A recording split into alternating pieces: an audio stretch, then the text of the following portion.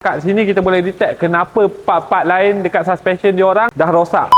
Hari ni aku nak share untuk korang yang nak restore suspension kita korang. Sebelum korang nak buat penukaran part tu, better korang buat checking dulu lah. So dekat kita orang ada sediakan mesin simulator untuk check bunyi dekat kereta korang. So kat belakang aku ada sebiji Audi A4 yang nak buat checking lah dia punya suspension. Tapi bila kita naik, technician jumpa memang banyak part yang dah pecah. So untuk case macam ni, kalau in case customer nak buat full restore untuk suspension, kita akan waive untuk free checking ni lah. Kat sini kita boleh detect kenapa part-part lain dekat suspension diorang dah rosak. Punca utama dia sebab dia delay, absorber dah bocor, dia still bawa lagi. So dia akan menyebabkan part-part lain juga yang akan rosak. So kepada korang yang nak restore ataupun nak buat checking untuk suspension kereta korang, boleh contact kita orang di Trustmatic Automotive, Section 15 Shah Alam.